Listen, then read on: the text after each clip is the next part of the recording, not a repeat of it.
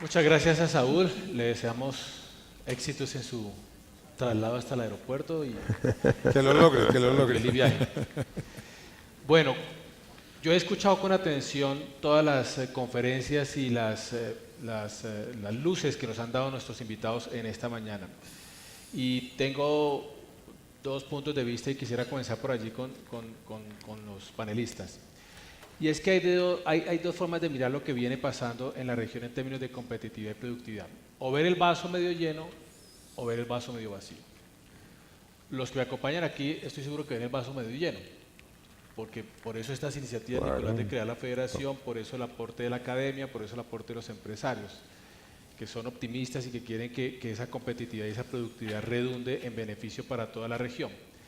Pero también hay que mirar el vaso medio vacío, y es cómo se está haciendo ese ejercicio, cómo se está generando competitividad, cómo se está generando productividad, qué impacto positivo y negativo está teniendo en la región, qué hace falta articular, y ese es un punto muy importante, entre el sector empresarial, entre la academia, entre todos los actores de la región y sobre todo entre la clase dirigente, entre la clase política, que pareciera ser siempre un gran obstáculo, o por lo menos así lo vemos desde los medios. Siempre pareciera haber un obstáculo allí que impide que esa consolidación brinde los frutos que nos hablaba Patricia al comienzo y nos acaba de explicar muy bien Saúl.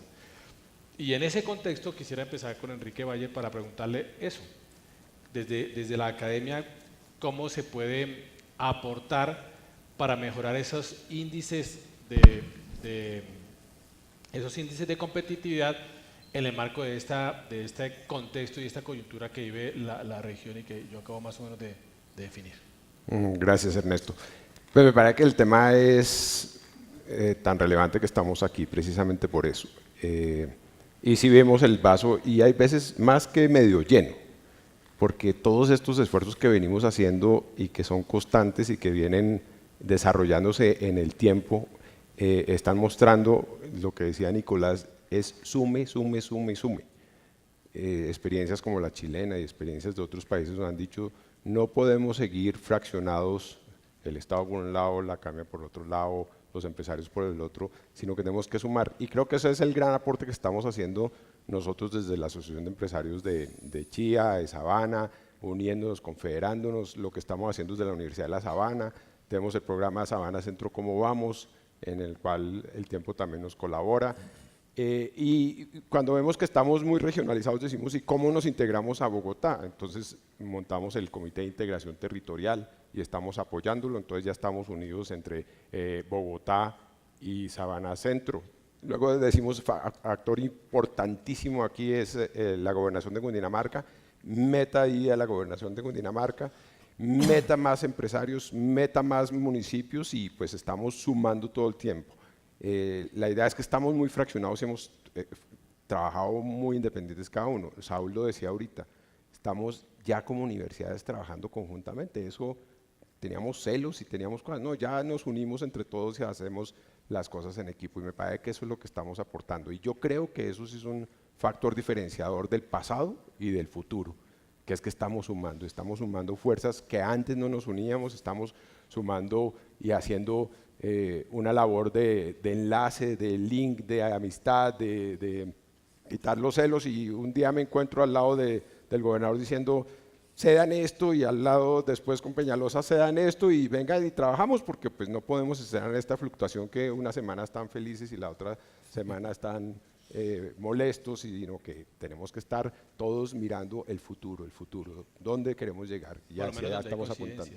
¿Ah? Por lo menos donde hay coincidencias. Sí, exactamente, y pues uno tiene que partir dónde se encuentra y luego empieza uno a mirar en dónde no se encuentra en esos diálogos que estamos permanentemente haciendo y que estamos permanentemente haciendo. Hicimos el foro de un solo territorio en abril, ahora estamos apoyando y yo creo que es un país distinto a pesar de todo lo que tú dices, Ernesto, con el tema político que uno lo ve tan complicado. Hoy hay renuncias del director de la ANI que ha venido haciendo una labor que algunos vemos muy, muy importante en el desarrollo de la infraestructura del país. Y todo eso como que nos asusta, ¿no? Estamos en un entorno político muy difícil, pero Saúl decía algo muy, muy bonito.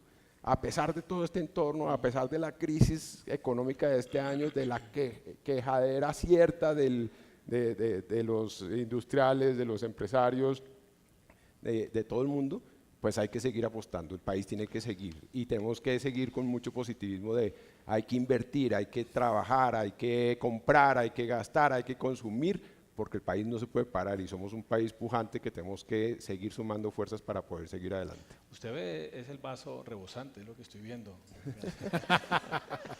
Doctor Ahora Nicolás, la pregunta que tú decías es ¿qué falta por sumar? Creo que nos falta aquí el gran componente del gobierno nacional.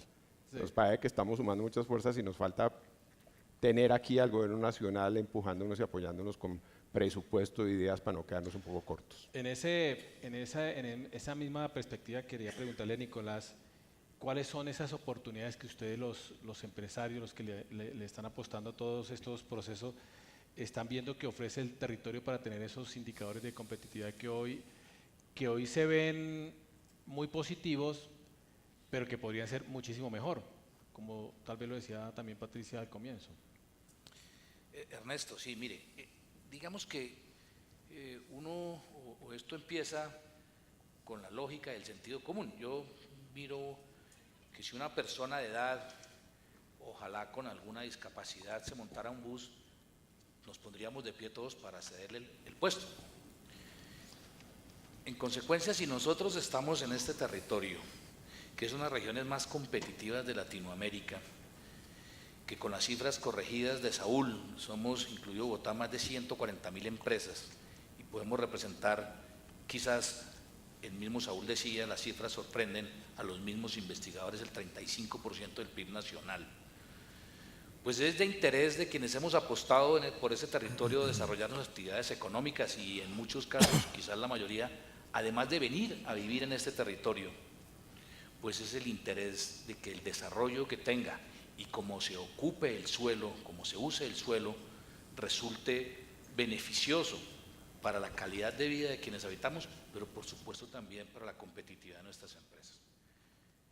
Competitividad empresarial está relacionada con mejorar la calidad de los productos o servicios que cada empresa tiene, pero también de alguna manera con reducir los costos que de alguna manera y gastos que incurrimos para poder acceder a un mejor mercado de manera mejor preparados y más competitiva. Pero obviamente uno ve lo positivo, la parte del vaso llena y que tenemos que seguir llenando y que es la que hace que tomemos decisiones positivas y alentadoras, como dice Enrique.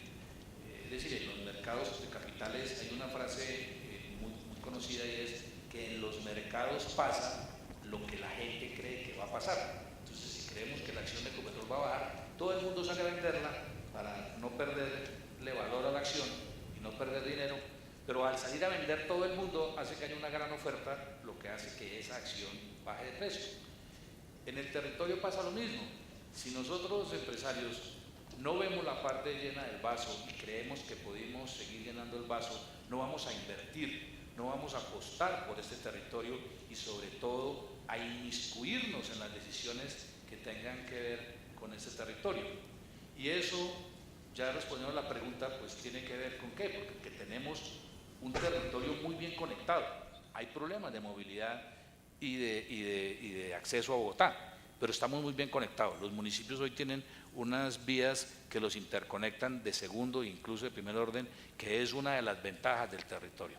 Nosotros tenemos un número inmenso de empresas que permiten mejorar esas cadenas productivas de nuestros procesos.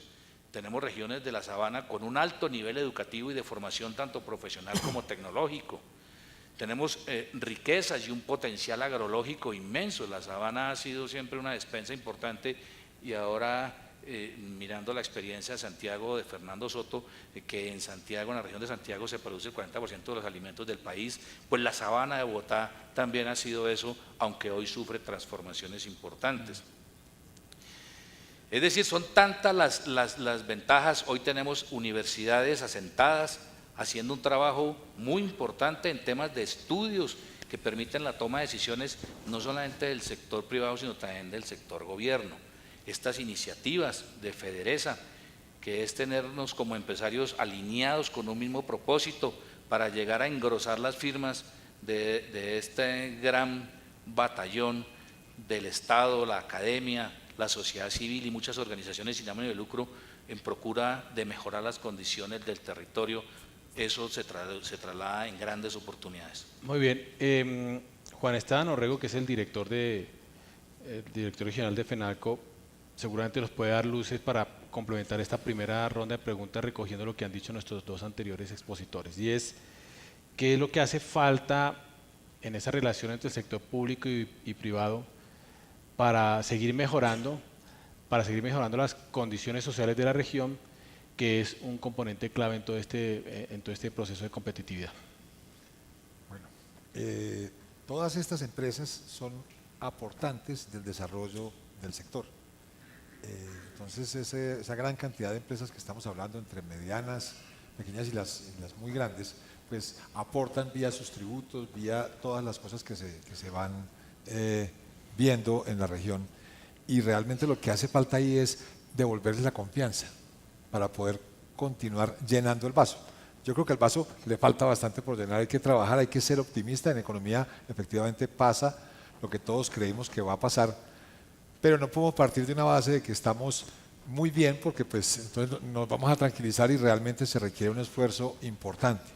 Entonces, si hacemos un trabajo en un tema de valores, donde le devolvamos a la gente la credibilidad, digamos ética empresarial, que en este momento tenemos pues grandes dudas dado lo que está ocurriendo, son cosas pues que bajan la confianza de las personas y de los empresarios para poderse meter, ya voy de segundo, a la conformación de APPs. Esas APPs son muy importantes, se consiguen recursos para hacer megaproyectos que realmente pueden traer beneficios a regiones como las nuestras, hablando de APPs para la construcción de cárceles, de hospitales, de vías. Esto nos va a generar pues beneficios muy importantes, pero se requiere la confianza. Y por último, digamos, unas políticas para que desde el punto de vista gubernamental se puedan tomar decisiones al respecto, porque muchas veces encontramos que cuando se va a tratar del tema comercial, del tema empresarial, la velocidad en la toma de decisiones al interior del Estado pues se hace muy complicada.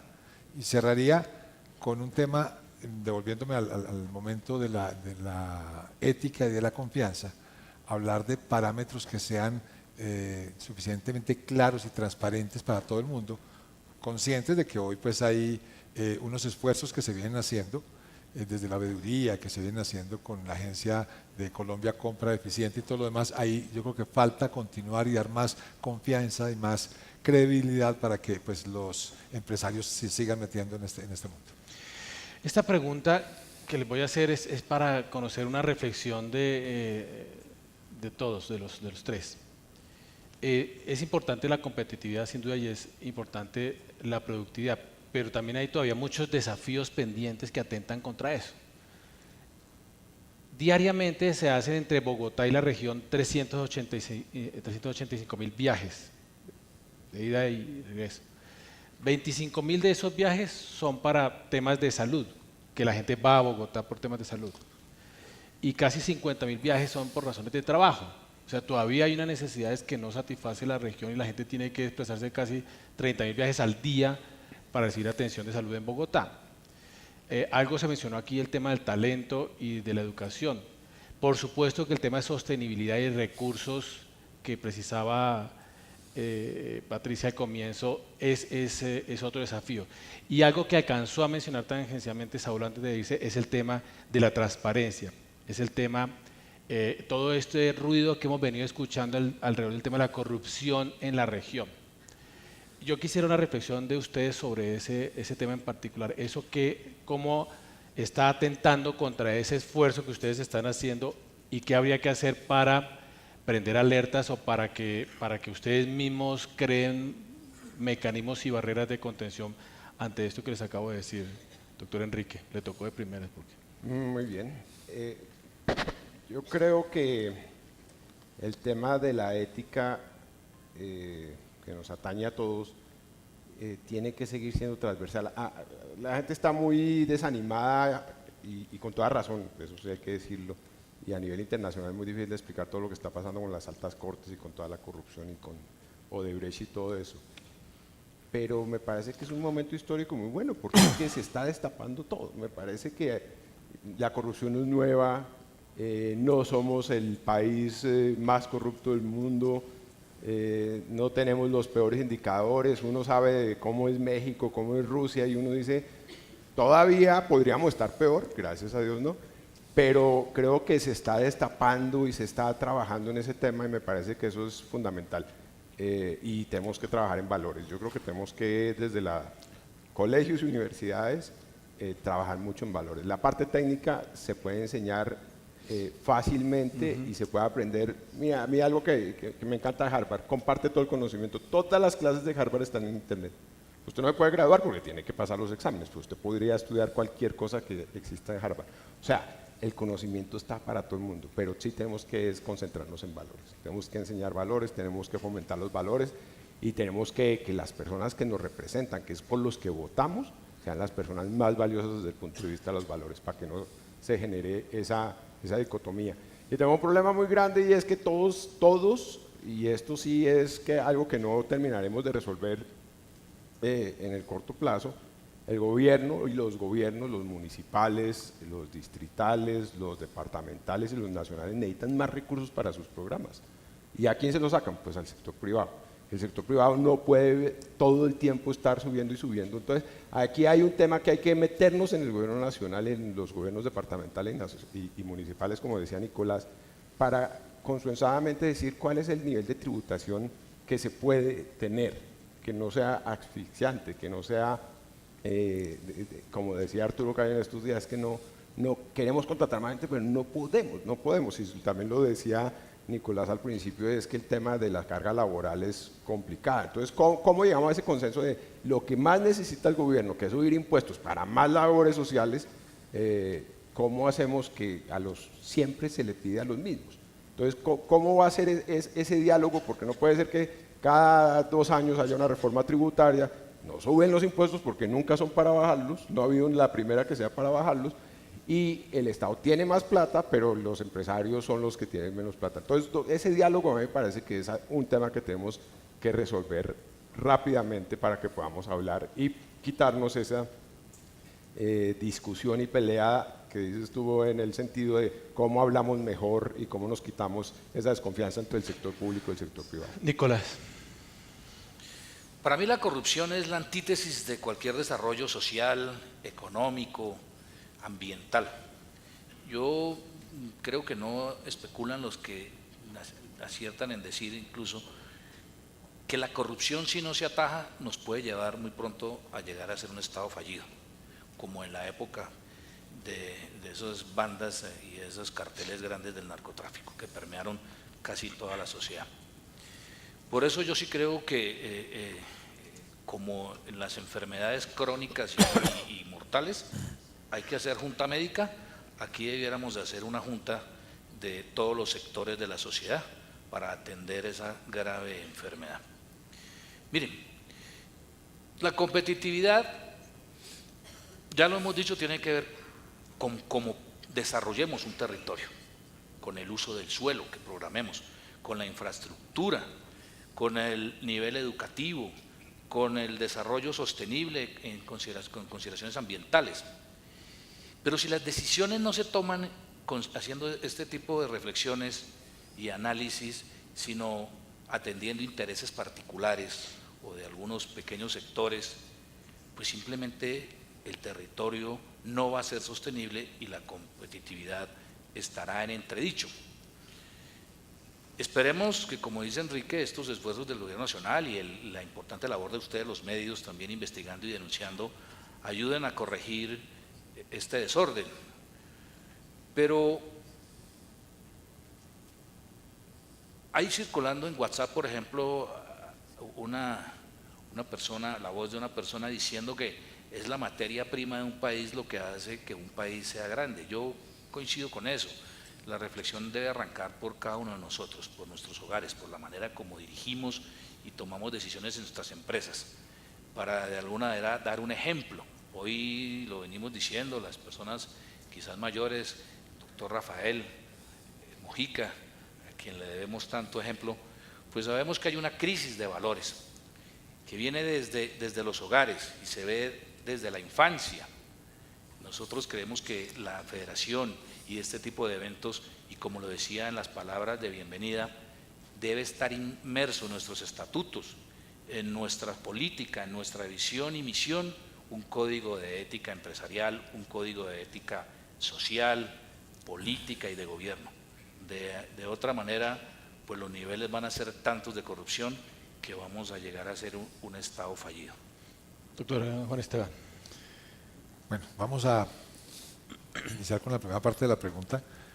Yo creo que una política de logística en Bogotá región es tal vez de los retos más grandes que tienen los gobernantes. Y obviamente seguido por lo que es movilidad, todo lo que tiene que ver con seguridad, todo lo que tiene que ver con la capacitación, todo el tema educativo del que estamos hablando, todo el tema académico, el tema de innovación y temas de crecimiento de industria sostenible, medioambientalmente hablando, son los retos de la ciudad, y la corrupción ahí es tal vez el obstáculo más importante, más grande, con el que tenemos que trabajar todos. Pues es claro que es un tema que viene desde adentro. Aquí voy a ser crítico con mis empresarios, pero cuando una cosa parece mal, está mal. Tenemos que aceptarlo, tenemos que ser conscientes de ese tipo de cosas. Y la corrupción, eso pues es entre públicos y privados. Entonces, ahí esas políticas las tenemos que buscar nosotros al interior para ver cómo vamos a trabajar con eso, para poder realmente tomar decisiones al respecto y pararnos, porque esto se nos va a salir de las manos. O sea, necesitamos recuperar la confianza de los consumidores. Ese indicativo que es tan diciente, tan importante, que es el que realmente marca que la economía funcione o no funcione, se ve pues opacado, se ve empañado por todo lo que estamos viendo, y eso debe arrancar desde adentro, como que tenemos que hacer un repudio, un rechazo hacia todo lo que tenga que ver con corrupción, pero es una decisión que tenemos que tomar entre todos, sacudirnos, como ocurrió hace muchos años, volviendo al tema que hablaban ahorita del narcotráfico, como ocurrió hace muchos años en Medellín, porque pues yo soy de Medellín y en Medellín tuvimos una experiencia muy grave, que fue la época de Pablo Escobar, pero antes de que empezaran a ocurrir cosas tan fuertes como cuando mataron a Galán o cuando pasaron cosas pues, que son conocidas por todos, antes de ese momento todos en Medellín como que convivíamos con eso. Claro, permiso. Como El que país, buena uno parte iba a del un país. establecimiento comercial y de pronto un tipo que estaba muy contento pagaba la cuenta de todo el mundo. Y suena loco, pero era así, al estilo pues del viejo alguien había coronado alguna cosa, había hecho alguna cosa y uno pues como que sentía que eso no estaba bien, pero pues la cuenta gratis tan chévere. Hasta que cuando pasaban cosas tan graves, cuando empezamos a ver que se nos metió, que ya nos estaban matando, saliendo de toros, cuando vimos todas esas cosas como que nos sacudimos y se inició ese rechazo, y cuando se inicia ese rechazo realmente se saca de la sociedad o de la aceptación social el tema del narcotráfico. Aquí sería el tema de la corrupción. Cuando uno ve que algo no está bien, no está bien. Cuando uno tiene un producto en el que está ganando demasiado dinero, pues eso no es lógico, se cae de su peso porque es que las leyes de oferta y demanda no lo permiten. Eso es porque hay un ingrediente perverso que está haciendo que me puedan comprar a esos precios, o porque estoy dando plata, porque estoy haciendo alguna cosa. Pero uno es consciente y se da cuenta, simplemente no aceptemos lo que sabemos que no está bien para poder arrancar. Muchas gracias. Perdón, ¿yo puedo agregar algo? Sí. Gracias, Ernesto. Mire, la corrupción para nosotros los empresarios significa que algunos, los corruptos, obtienen ventajas competitivas sobre los otros. Es decir, a veces uno compite como competiría un vendedor de televisores que importa legalmente con alguien que le pone al lado una venta de televisores de contrabando robados, y no son 100, sino son 10.000. ¿Usted cuándo vuelve a vender un televisor? Entonces, nosotros debemos combatir eso. Las cifras son escandalosas. Yo leía en Revista Semana y en otros medios que se roban 1 billón semanal. Cuando uno mira, por ejemplo, que grandes contribuyentes del país son 3.600 empresas o de ese orden, y que el impuesto a la riqueza se pagan entre personas naturales y jurídicas cerca de 100.000, pues la carga está sobre unos pocos. Y si se roban además 1 billón semanal, acabamos de vivir o de sufrir una reforma tributaria, la seguimos sufriendo, que implicó un descenso grande en el consumo, lo que se va a traducir en una disminución de la productividad de las empresas y en consecuencia un recorte de gastos que pudiera ser en nóminas, es decir, en un aumento del desempleo. Para obtener cerca de 8 a 12 billones se esperaban de esta reforma, pues con esos ritmos de corrupción, esa reforma que cuesta más en este año estimado de 200.000 empleos, seguramente no va a durar, no alcanza para los ladrones sino 2 meses nomás. Entonces, fíjense el tamaño del hueco y el boquete que hace y lo que implica para las empresas. Nosotros cargamos para reducir ese hueco que deja la corrupción, cargamos más las empresas de tributos, pues simplemente no podemos sostener los empleos que tenemos o no podemos invertir en modernización de nuestra producción, lo que nos resta competitividad, y si además de eso no lo vemos reflejado en mejora del nivel educativo de nuestra fuerza laboral, en infraestructura de transportes, en infraestructura de servicios, en buenos servicios de las instituciones del gobierno, pues es justamente una espiral que nos lleva al fracaso. ¿Alguno de ustedes tiene el dato de cuántas semanas tiene el año? Multipliquen eso por 1 billón. Eso es lo que dice el doctor Nicolás. Las cifras son escandalosas, desalentadoras. Bueno, recogiendo este tema, Enrique, quería plantear esta otra inquietud que sé que ustedes lo han escuchado a lo largo de la última década, un poco más, cuando surgió todo el tema de los planes de ordenamiento territorial, que yo creo que los planes de ordenamiento territorial son la gran oportunidad para organizar todo esto que estamos hablando. Y más ahora en que los municipios y las grandes ciudades están inmersos en una revisión integral a los POT. Estamos en un momento particular y muy especial para corregir muchas cosas del ordenamiento territorial. Y yo creo que hay ahí también una oportunidad, doctor Enrique, de ponerle esos frenos a estos fenómenos que estábamos discutiendo. ¿Cree usted que desde la configuración, la creación de una federación como la que estamos viendo aquí, es posible incidir en esas políticas públicas que permitan participar en esos POT para ver si enderezamos las cargas y los caminos para todos? Sí, yo pienso que sí. Y preciso vuelvo a decir lo que dije al principio. El hecho de sumar genera mayor fuerza, mayor conglomerado, mayor presión. Hoy se habla, y lo decía Saúl también desde la gobernación, las directrices del POT desde el punto de vista departamental. Con Bogotá se habla del POT regional. Bogotá no puede hacer un POT sin pensar en las regiones, sin pensar en los municipios cercanos. Y todas las fuerzas civiles… Y viceversa, diría yo también, ¿no? De acuerdo, y todas las fuerzas como la que yo hablaba, Sabana Centro como vamos, Bogotá como vamos, el Comité de Integración Territorial, Región Vida, las asociaciones, la federación, todos unidos pendientes de lo que se está haciendo, pues son demasiados ojos y demasiadas organizaciones que están pendientes de que no se hagan las cosas mal, de que se hagan las cosas bien y que todas las cartas sobre la mesa, qué le interesa a Bogotá, qué le interesa al departamento, qué le interesa a los municipios, qué le interesa al sector productivo, qué le interesa a los comerciantes. ¿Y si escuchan, doctor Enrique? Sí, yo creo que sí escuchan y eso es el optimismo que yo estaba diciendo ahorita. Yo creo que estamos hablando, estamos conversando y nos estamos escuchando.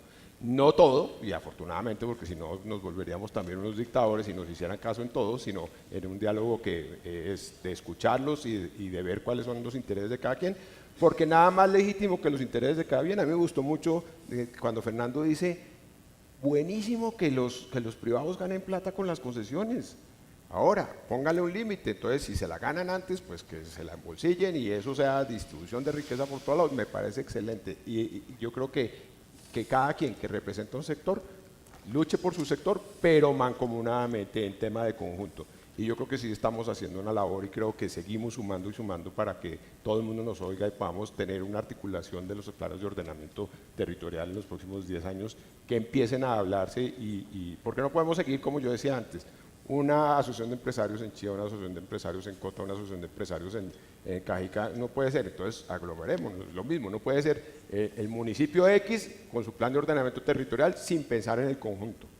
Bogotá sin pensar en nosotros sin pensar en el departamento. Entonces me parece que estamos haciendo un trabajo ahí que sí nos estamos escuchando, falta mucho, falta ganarnos confianza porque tenemos la desconfianza de los sectores, que es que lo que decíamos, ¿no? Gana mucho y eso está mal, el sector público solo quiere los impuestos y tenemos esa dicotomía que yo ya mencioné, entonces nos falta mucho progresar en confianza para que podamos articularlo de manera mucho mejor, pero yo sí creo que vamos progresando y bastante. Desde su posición, doctor Juan Esteban, usted tiene un panorama también muy amplio desde su cargo. ¿Cuáles son esos desafíos que usted ve en eso? En ese desarrollo de Bogotá Región, que yo no sé hace cuánto venimos hablando de Bogotá Región, hace 30 años, ¿cierto? 30 años venimos hablando de ese proceso de regionalización, de la importancia de la metropolización, de arriesgarnos a esos temas, pero siempre surgen toda esta cantidad de obstáculos. ¿Usted qué está viendo ahí? Pues los retos son los que mencionaba hace un rato. El primero, y tal vez el más importante, es el tema logístico, que es, digamos, básico para absolutamente todos, tanto Bogotá como toda la región, todos estos municipios, toda esta gente que hoy está viviendo en Chía, que vive en Soacha, que vive en las afueras. Si no nos organizamos desde el punto de vista logístico, no solamente con temas de salud, de educación, sino también con todo lo que es la proveeduría de Bogotá en ambos sentidos, pues obviamente estaríamos graves. Esas políticas de logística son muy, muy importantes. La movilidad, que tiene muchas necesidades, con esperanzas, porque se van viendo pues planes muy interesantes, pero un digamos futuro inmediato que se ve muy trancado, se ve con problemas de movilidad muy fuertes, pero que igual hay que hacer las obras y hay que hacer las cosas para poder llegar a solucionar. El tema de seguridad tal vez sería el tercero. Requerimos mejorar en este aspecto pues que hoy está muy preocupante, lo que está ocurriendo, inclusive con la salida de la gente en forma masiva de las cárceles sin haber logrado temas correctivos reales, pues hace que estemos viendo lo que se está viendo. Ahí nos toca trabajar de la mano. Es muy importante cuando trabajamos con estas agremiaciones, cuando nos juntamos todos, que trabajemos en el mundo de la seguridad. Trabajar en el mundo de la seguridad es recolectar la información de lo que les está ocurriendo a cada uno de nuestros sectores, porque ahí empezamos a descubrir cosas que no se notan, porque por ejemplo cuando atracan una farmacia en cualquier lugar de la ciudad, normalmente se roban la plata de la caja registradora, pero también hoy, pues se los digo porque estamos trabajando en este momento, se están robando algunas medicinas puntuales. Entonces resulta que en Bogotá hay un cartel de personajes que trabajan con medicinas oncológicas, porque van, atracan las farmacias, hacen el taquillazo y se llevan esta medicina. Esta medicina tiene un mercado, y ese mercado pues es un mercado que sale para otros países porque ni siquiera lo hacen aquí mismo, y es un mercado formal. ¿Qué ocurre? Que la policía muchas veces no se alcanza a dar cuenta, o las autoridades no se alcanzan a dar cuenta, porque ellos reciben el hecho aislado de una droguería. Pues resulta que eso lo están haciendo, van 53 droguerías con lo mismo. Obviamente eso ya es un tema mucho más formal, y como una denuncia se pone o con el policía del cuadrante, o en la URI, o en la fiscalía, o en una exposición de policía, no hay nadie que los esté juntando, y somos nosotros gremialmente quien lo podemos hacer y realmente prestar un servicio. Obviamente todo lo que tiene que ver con, como reto también todo lo que tiene que ver con ese factor humano, una mayor capacitación, pues, crecer en este aspecto pues va a hacer que la competitividad se dispare, obviamente jalonar competitividad, y por último pues buscar industrias que sean autosostenibles ambientalmente hablando, porque obviamente ese es otro que, aunque va más despacio, también es del interés de absolutamente todos. Sí. Estaba escuchando, a propósito de eso de carteles, estaba escuchando esta semana que surgió un nuevo cartel que era el cartel de los Rolex, que se roban relojes Rolex. Usted no tiene problema por ese lado, ¿no? Usted no tiene ese problema, doctor Enrique. Doctor Nicolás, no sé si usted quiere referirse a este tema del POP y también de los obstáculos que se interponen frente a la competitividad del empresariado que le apostó a la región Sabana Centro. Sí, Ernesto, mire, los planes de ordenamiento territorial son la herramienta más importante que hay hoy en la planeación del territorio. Están basados en la ley 388 y pienso que es un acierto del gobierno nacional. Y obviamente la determinación de los usos del suelo está directamente relacionada con la competitividad de las empresas y por supuesto del territorio. Por ejemplo, si mirando aquí a Patricia, señor alcalde de Chía, el doctor Leonardo Donoso, bienvenido. Ellos propenden desde Astempo esa asociación de empresarios que están ubicados en la vía Cota-Suba por un mejoramiento, una ampliación en la conectividad y los accesos de estos municipios del occidente con Bogotá. Pero han tenido o sufrieron un escollo importante, y era que en el POT de Cota en su momento no quedó determinado el uso del suelo para esas ampliaciones de vías. Fíjese, tan importante es el análisis del uso del suelo y las consideraciones de la oferta ambiental y la capacidad ambiental del territorio, que si no quedan en los POTs determinados el uso del hospital, el uso de la industria, el uso para las vías, para el saneamiento básico, no se pueden llevar a cabo esas obras de infraestructura fundamentales para el desarrollo.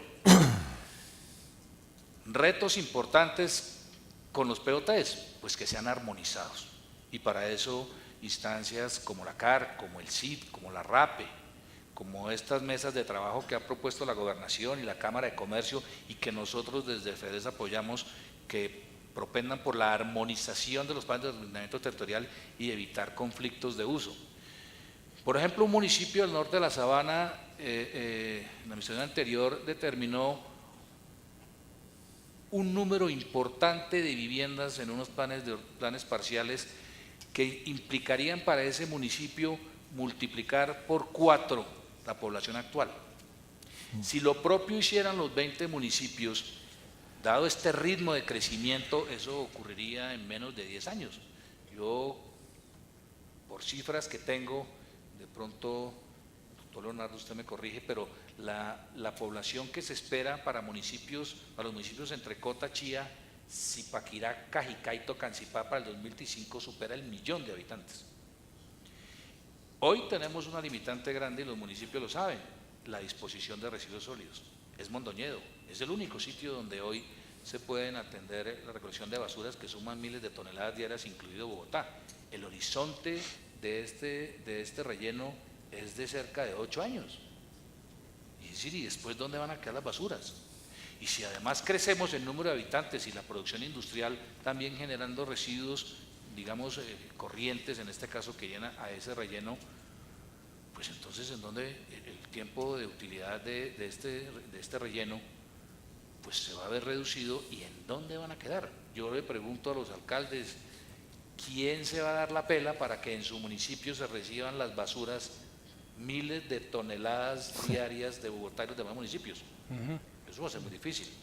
Entonces, fíjense que esto amerita incluso debates nacionales. De esta manera, como está creciendo la sabana, ameritaría hacer una reflexión nacional para considerar todas estas situaciones. Muy bien, como ya se nos está acabando el tiempo, voy a darles 1 minuto a cada uno de mis panelistas para conocer la percepción de ustedes desde la academia, desde el empresariado, desde el sector comercio, sobre el tema del río. Sobre todo el río, que el río es como el gran, ¿no? ¿Cuál es la percepción que ustedes tienen sobre si el río es realmente el gran eje integrador regional que nos hace falta también para impulsar todos estos procesos de competitividad y productividad? Les voy a pedir el favor de que en 1 minuto me den sus opiniones, ustedes que también han tenido que lidiar con el tema. Sí, no, yo creo que a nivel de integración territorial el río es fundamental, porque la forma de integrar Bogotá, que colinda con el río, con los municipios que colindan con el río, es el río, ¿no? Es que es la frontera natural. Uno ve la historia de muchos ríos del mundo, como en Londres, que estuve leyendo el caso hace poquito. La cloaca del río en Londres era impresionante, y hoy en día pues, todos sabemos que vamos, y el Támesis es el sitio obligado de estar. Entonces me parece que ahí tenemos el gran juego y la gran apuesta de nuestra región, es el río Bogotá. Ayer hablaba con la CAR y les decía que quería hacer un pilotico muy chiquito de 3 kilómetros entre el puente del Común y el hipódromo de los Andes. Hay 3 kilómetros de río, y podemos hacer un embarcadero en cada esquina y hacer ya la prueba piloto de cómo sería la navegabilidad en el río en un sitio que no está contaminado. Y podríamos ir expandiendo eso si seguimos cumpliendo a 20 o 30 años la descontaminación del río Bogotá. Me parece fundamental, y hay unos proyectos muy bonitos que deberíamos impulsar y trabajar para poderlos desarrollar. Muy bien, Juan Esteban. Definitivamente, pues el impulso del río es vital para todos, es de las oportunidades que tiene la ciudad en términos comerciales. Es un desarrollo que todavía no se ha hecho. Obviamente hay un trabajo pues, que con anterioridad hay que iniciar muy fuerte, que es la descontaminación del río y el trabajo pues, de todo esto, pero obviamente es una esperanza que todos tenemos desde el comercio con el río. Y Nicolás. Sí, y la mayor parte de los asentamientos humanos a lo largo de la historia se han dado en Alrededor torno a de los los ríos. ríos, es el agua, y las riberas, la riqueza y la fertilidad que tienen esto. Nosotros en la sabana de Bogotá tenemos el río prácticamente como una cloaca a la que le destinamos la mayor parte de los desechos, no solamente domésticos y municipales, sino también industriales. Es el río que nace y muere en el mismo municipio, nace en Villapinzón, en la laguna del Mapa se llama, pero ahí mismo lo matamos, porque las curtiembres les arrojan cromo, sulfuros, etcétera, y estamos perdiendo un potencial inmenso. El río, no solamente como lo ven algunos gobernantes, pudiera ser un entorno para el turismo, sino también para muchas otras actividades. Históricamente, pues de ahí se ha derivado la alimentación, es el riego. Nosotros sacrificamos la región del Tequendama porque simplemente en el Tequendama no pueden usar el río, las aguas del río Bogotá. Nosotros traemos, el acueducto de Bogotá trae a través del sistema Chingaza aguas de otras cuencas de la Orinoquía, lo que significa sacarle agua a otras regiones, lo que condiciona su desarrollo. Y buena parte de las inundaciones, creo yo, del río Bogotá es porque al traer más agua a una cuenca y su drenaje natural, que es el río, pues suscita inundaciones porque no ha estado labrada naturalmente para esas condiciones. Ernesto, regáleme un minuto, no solo hablar de agua. Lo tiene. Uno. Aeropuerto regional de carga, importantísimo para esta región. Tren.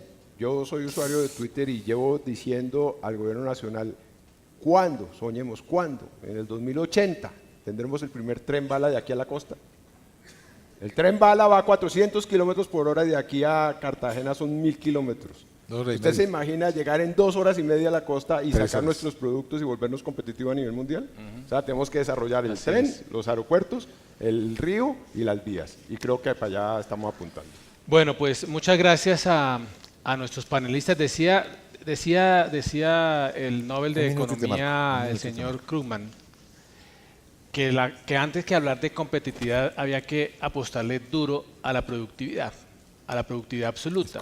Una vez tengamos la productividad absoluta, entonces se puede hablar en palabras mayores de competitividad. El señor Porter aboga por una mayor descentralización, por clúster, por inversión extranjera para alcanzar esos niveles de competitividad. Aquí Nicolás nos hizo una especie de decálogo al comienzo sobre la cantidad de desafíos que hay. Patricia hizo otro tanto, el profesor Saúl nos dejó provocados con esos últimos datos que nos dio.